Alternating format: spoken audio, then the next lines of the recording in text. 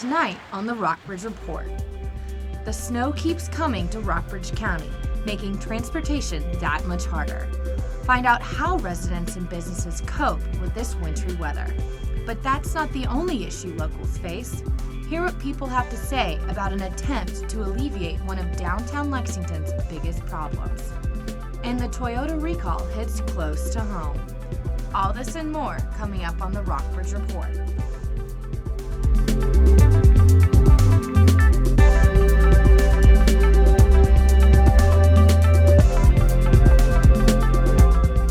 Good afternoon and welcome to the Rockbridge Report. I'm Katie Geddes. The snow has become a constant battle for many Rockbridge County residents this winter. So far, the snow this winter has totaled almost 58 inches, according to the National Weather Service. Rockbridge County schools have been closed 11 days, and winter isn't over yet. Buses have not been able to negotiate the roads, making transportation a problem all over the county. Rockbridge reporter Caroline Helms has more on how the snow has caused problems for more than just the road crews. According to Rockbridge County Schools Superintendent John Reynolds, the school days missed will be made up during spring break and at the end of the year. Many students are ready to see the snow melt. We're losing our spring break. Aside from school closings, many business owners and employees have found getting to work a challenge. Yeah, we live out in the county. Again, it's not easy for both of us to get in, depending on what time the snow starts, and even more importantly, getting home. Many residents have had to come up with alternative ways of getting to work when the roads are unsafe. I actually walked to work one morning just, to kind of stay out of the snow, didn't want to drive it in. Even the police department has been hindered by all the snow. In Lexington, we don't have a four-wheel drive, so we get around the best we can. Lieutenant Miller knows better than anyone the frustrations of getting around Lexington. He urges residents to not take any chances as long as snow remains on the ground. For the Rockbridge Report, I'm Caroline Helms. Forecasters say there's no snow this weekend, but some snowfall is expected for Monday. I talked to local businesses to see how they've been affected by the wintry weather. I've been retail for 26 years now. I've never seen snow shovels sell this fast. While Lowe's receives daily shipments of snow accessories to keep their shelves stocked, other businesses aren't enjoying the effect the weather has on their pocketbooks. But so it hadn't been disastrous, except when you come in and then you decide to close, and it's sort of like getting a zero on a test. Yeah, if we don't work, we don't get paid. The snow keeps shoppers inside, and that's bad for business. It's slowed down quite a bit, I'd say about half. However, before the snow hits, residents like to stock up on groceries. Here at Kroger, a store manager says that milk, eggs, toilet paper, and beer have been flying off the shelves. Icy roads also influence where residents choose to shop. We've been getting a lot of customers who are trying to avoid Walmart, so they come here, get all the necessities, beer to sodas to their candy bars for the storm. Many businesses had to close early on Friday and stayed closed for most of the weekend. But a few chose to stay open and benefited from that decision. Because we ended up being the only restaurant open in town, everyone who decided to get out to explore and adventure came here instead of going to any other restaurant. It's only the middle of February, but business owners are ready for a change in the weather. Are we anxious for springtime to come? Yes, we are. Working parents in Lexington and Rockbridge County don't get snow days. So what do they do with their children when schools are closed? Rockbridge reporter Catherine Carlock has the story. Parents of children in Lexington and Rockbridge County schools are not always able to miss work on snow days, and they often have problems finding other places for their children to go. When we know in advance, it's much easier, but when you find out morning or day of, it's rough to kind of figure out who's going to stay home. Some working parents say they don't have as much trouble finding places to put their children. Luckily, we have sort of complementary work schedules, so usually someone can stay home with them on those days. The problem is that you don't get any work done. Others say the worst problems are still to come. Shane Lynch's wife works for Rockbridge County Schools, and his children go to Lexington City Schools. The county has missed more days than the city, and his wife will have to remain at work longer in the school year. they're going to have to be making up those days. And so we're going to run into a time as they start making up those days where my children are not in school and my wife is at work and I will still be at work. And so we have yet to figure out exactly how we're going to deal with that. Some parents have been lucky, using family in the area to help with their child care needs. Again, we've been pretty fortunate. The boys are out today. And they were out last Friday. And maybe out tomorrow. So that's a bit of a challenge trying to juggle. We are fortunate. The parents live here, so they're able to help. Child care services have also been affected by the snow. The Yellow Brick Road Early Learning Center in Lexington offers daycare for children from 6 weeks old to 6 years old during a normal week. However, the center has had to make adjustments for the weather. We have been closed on 4 days when we would normally be open. One thing parents may not realize is that the Rockbridge Area YMCA is open from 7:30 a.m. to 5:30 p.m. on snow days, and its Child Watch program has been open all week. For the Rockbridge Report, I'm Catherine Carlock. When local students are in school, they're experiencing some improvements in their education. Rockbridge County Schools started a new program to help students with basic skills in reading and math to get them to graduation day.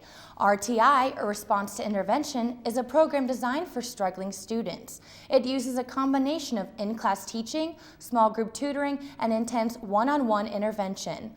While the program is still in its first year, faculty and administration think that it's already helping students. Coming up, find out what Mother Nature has in store for Rockbridge County.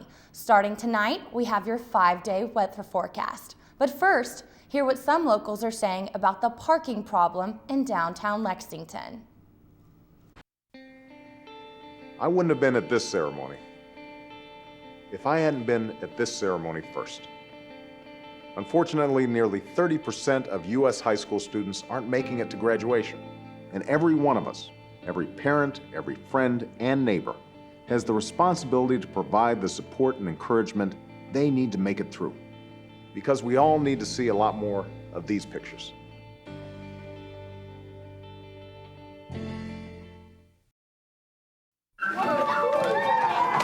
I'm lucky. Let me help you with that. I get to do something I love. It has nothing to do with touchdowns or titles. Everybody bring it in. I get to play a part in the life of someone just starting out. How many of you think homework is just as important as teamwork? I help keep kids in school. Good. And that's the name of the game. My name is LaDainian Thomason. I don't just wear the shirt, I live it. Give, advocate, volunteer. Live United. Lexington residents say there is not enough parking in the city. Parking spaces can range from short-term, meaning 10 minutes to an hour, or long-term, meaning 2 hours or more. But neither really accommodate residents who want to park for a full workday. In 2009, Lexington police wrote more than 1,800 parking tickets. As Rockbridge reporter Katie Sheeler found out, residents don't think the parking problem has been fixed. It's not uncommon to see residents struggle to park in Lexington, especially if they can't find a spot. The municipal parking garage, built with the Rockbridge County Courthouse, was meant to alleviate the parking problem, but not all residents see its benefits.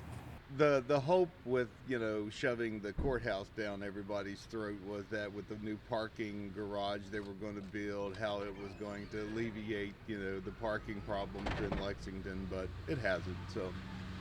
But some say the parking problem has nothing to do with the amount of parking available. And I think the biggest problem with the parking is that it's not always convenient for everybody.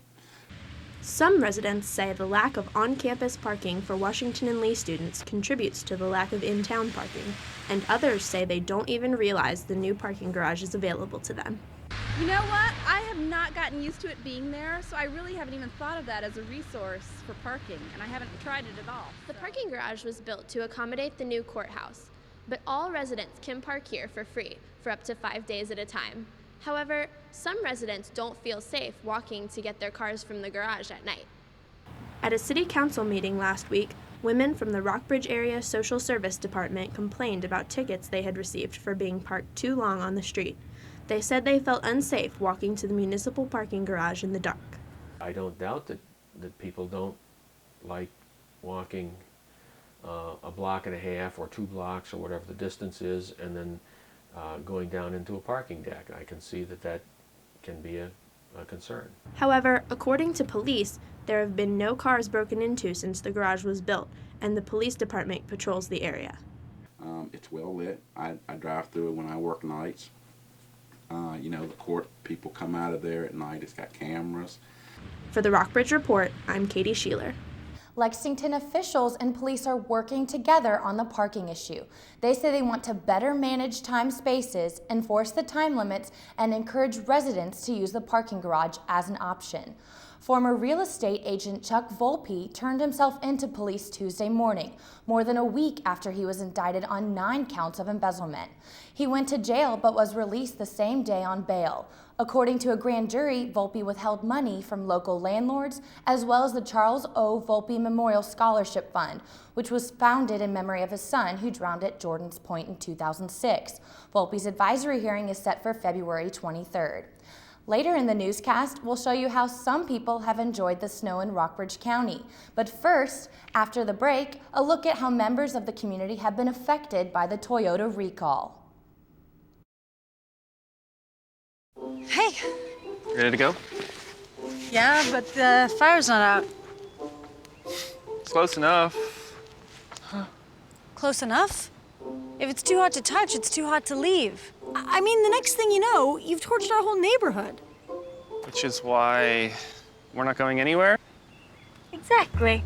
9 out of 10 wildfires are caused by humans. Only you can prevent wildfires. Es un gran día para los deportes. Vaya festín de jugadas que tenemos. Mucha acción, David, por eso nos vamos directamente a la pelota. Es el duelo padre-hijo en el jardín. Batazo al jardín derecho, no. Y se cayó. Se cayó, pero bueno, ahí va.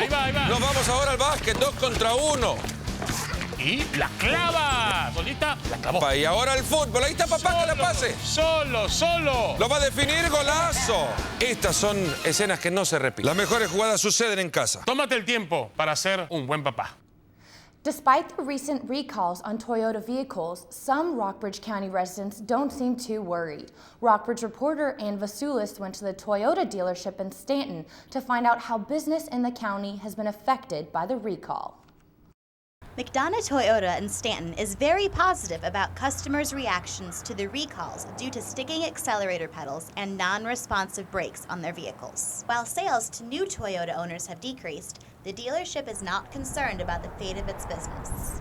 People that own Toyotas now and have owned Toyotas for a number of years are comfortable and confident in the quality of their vehicle.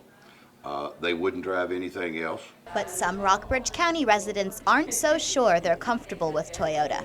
I like my Toyota, but it's a big thing to consider when you're getting another vehicle. So I'd have to say I might look into something else. If you own a Toyota that's part of the recalls, take the car to a dealership to be fixed as soon as possible. But if a problem happens before then, here's what you should do. If the accelerator pedal sticks while you're driving, take both feet and press firmly down onto the brake pedal. Do not pump the brakes. As the car slows down, shift the car into neutral and pull over to the side of the road. After that, contact a dealer immediately. The service department in Stanton has extended its hours to fix the problems with the recalled cars. We've done probably 40 of the brake issue problems. We've also done about 10 of the Prius issues. All my men are trained. Every man I have in my shop can do them. McDonough Toyota has all of the parts in stock to correct the problem and is responding to concerns.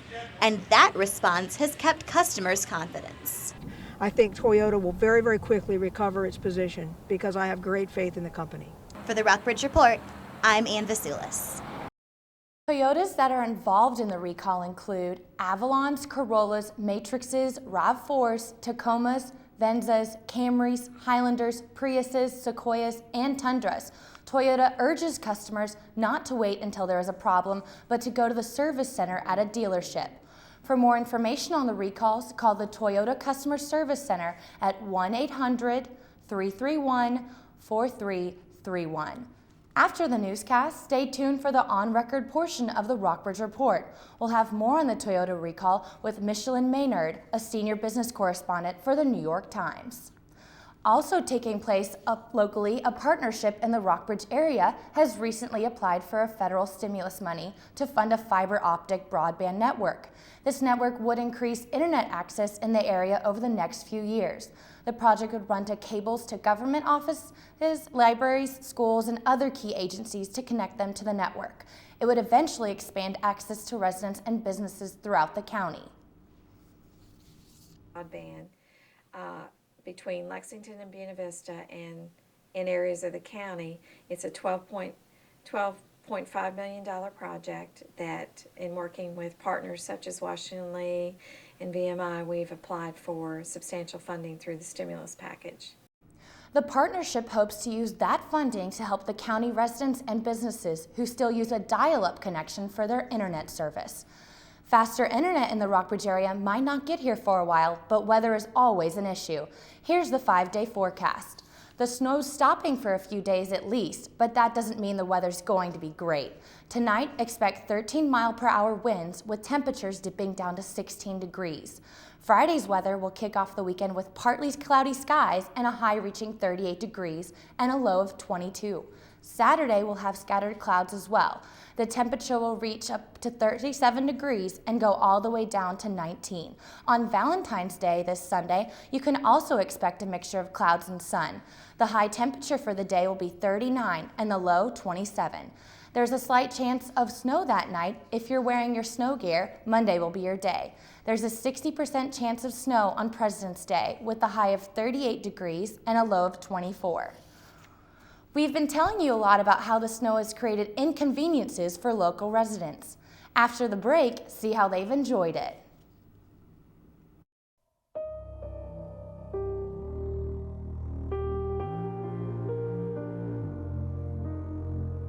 The hurricane has passed, but the recovery won't be complete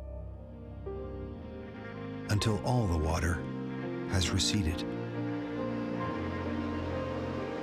If you're having trouble coping, Trained and Caring Help is waiting.